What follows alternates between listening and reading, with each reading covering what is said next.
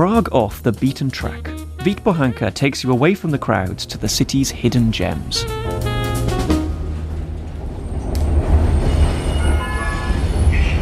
Zastávka na znamení.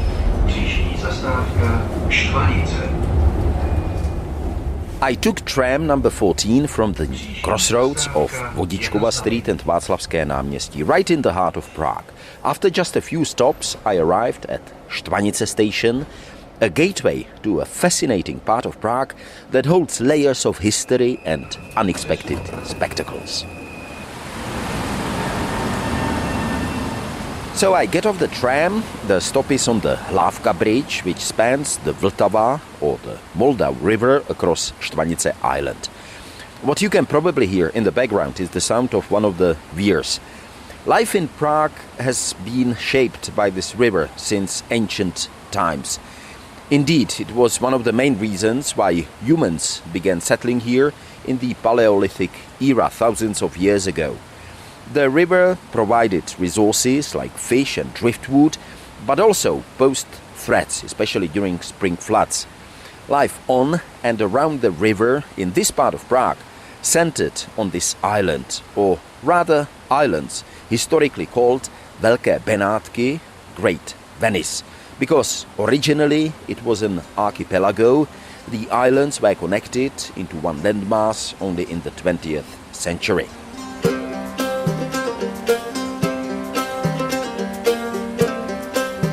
In medieval times, a ford at Štvanice's eastern tip made it a critical crossing point of the Vltava. However, by the 1170s, the fort's importance waned with the construction of Prague's first stone bridge, the Judith Bridge, which stood in the place of today's so famous Charles Bridge. But back to Štvanice. A catastrophic flood in 1118, described as biblical by the Czech legendary chronicler Cosmas, was just one of many. Major floods throughout the 12th, 13th and 14th centuries literally devastated life on the island, washing away bridges and homes. But despite these challenges, the island remained inhabited by fishermen and ferrymen.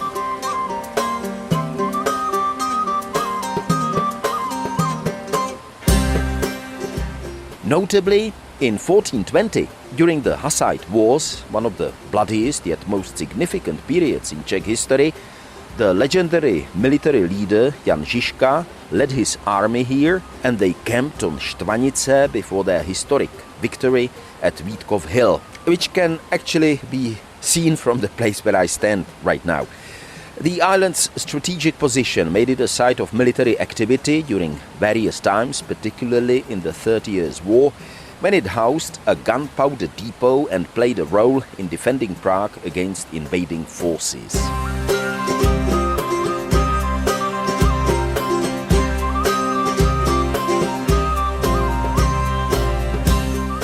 But even earlier, by the 16th century, Štvanice had also become a leisure destination for Prague's residents.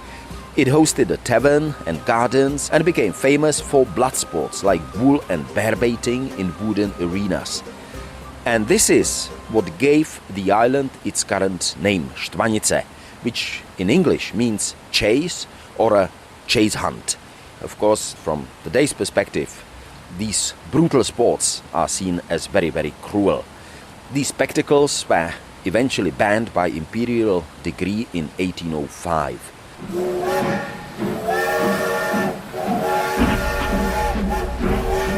The 19th century brought significant transformations. The Negrelli Viaduct, connecting both sides of the Vltava River, was constructed between 1846 and 1849, limiting access to parts of the island. Nevertheless, Štvanice's recreational appeal grew, hosting 3 restaurants, gardens and bowling alley. It became a hub for social and cultural events, including concerts and theatrical performances.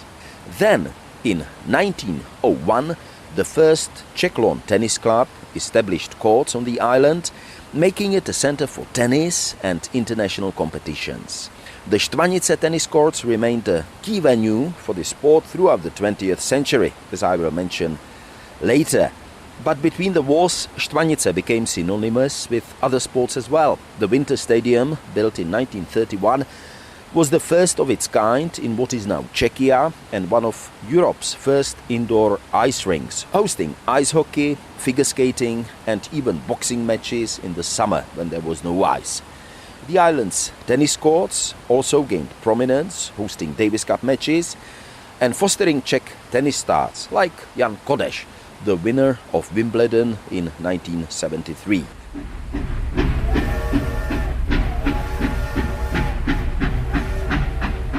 Some players, international players, however, complained that the noise from trains running on the nearby Negrelli viaduct that I mentioned before made it very difficult to concentrate.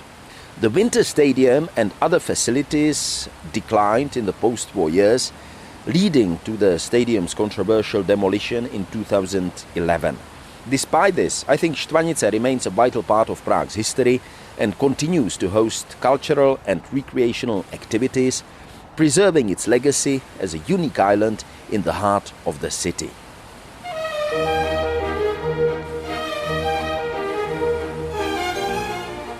And now I need to mention something completely different from the sports, even though it is connected in the end. In the early 20th century, extensive infrastructure projects reshaped Štvanice. A lock and dam system was built on one side, closer to the center, enlarging the island by 9,000 square meters. The Štvanice hydroelectric power plant, which was completed in 1913 and is now registered as a historically significant building, symbolized, I would say, industrial progress and was designed by architect Alois Dlabač. And you can still see it today.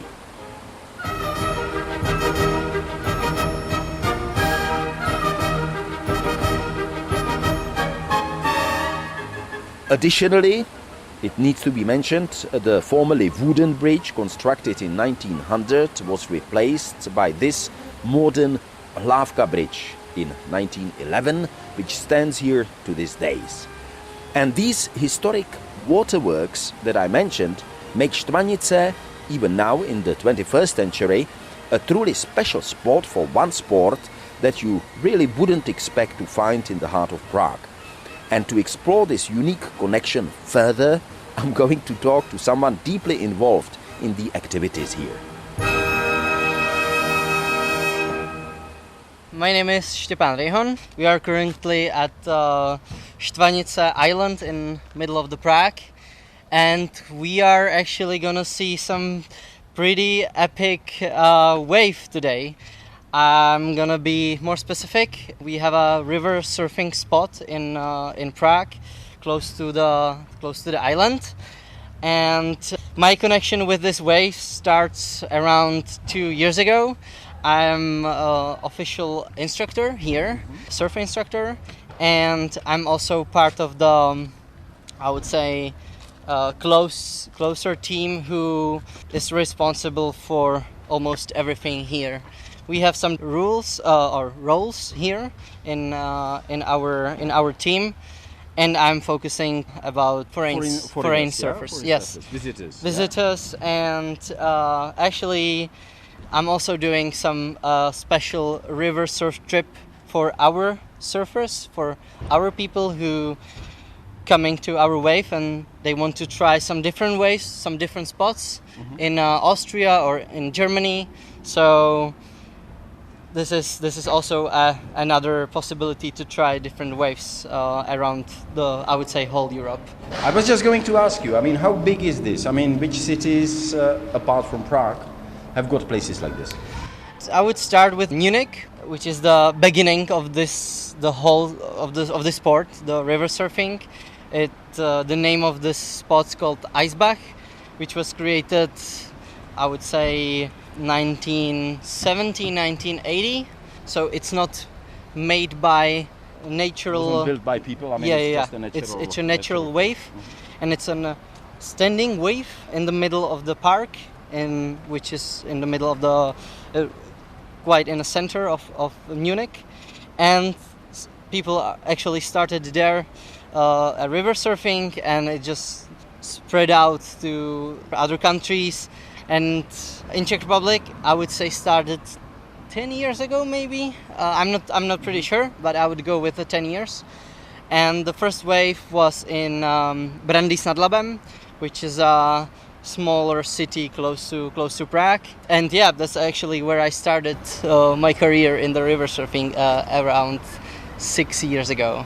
But you spent some time in Australia, right? Yes, that's true. That's true. Because of surfing? Mainly because of surfing. I will go in the history because I started in the ocean when I was I would say 15, 16 years old. And it was and it's still a big passion, biggest passion for me. And so I went to Australia because you have the waves, you have the nice ocean, and everything. And when I came back from Australia, was 2019, I would say. I was looking for some similar sports that can be done here in Central Europe. And that's how I found out about river surfing. Okay, how many people do you normally get here during the summer? It's a high season, and it's our second season. So we are open almost 2 years. We have some up and downs. So this whole project is a non-profit, and the core team of, I would say, 20 people all are volunteers. Oh, I see. So you're not paid? We are not paid. We just we love surfing. We have one big passion, and we share this passion with another, I would say, almost 1,000 riders since last years. Since the last year, we have around 1,000 riders who at least one tried our wave in Prague. Tried it at least once, yeah? And, yes. But they have to pay something, no? They do. And all this money we get from it goes to the wave. We have to pay for the water. It's regulated, and the water in the whole Vltava River has some levels. levels, and it has to be regulated. So you are basically buying the water time. Yes, to put it like yes. That's correct. And we also want to have a really nice place and have some fun over our island. So that's also where the money goes to recreate and rebuild the old building we are currently using. So that was Štěpán Rejhon, one of the surfers on the Vltava. If you're curious to experience Štvanice yourself, getting here is easy. It's basically in the center of the city, so within walking distance from, say, Václavské Staroměstské náměstí. Or simply hop on tram number 14 or other trams crossing the Hlávka Bridge. It should be very easy to find it in your map app.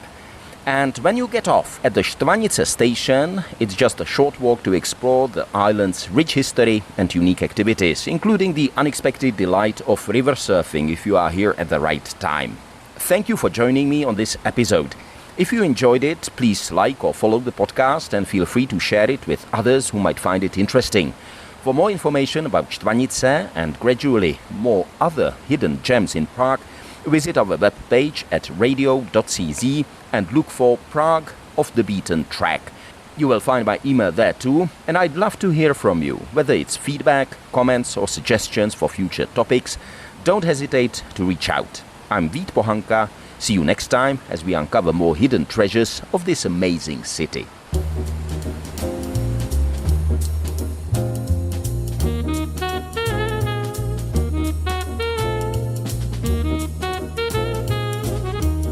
Prague Off the Beaten Track. Vít Pohanka takes you away from the crowds to the city's hidden gems.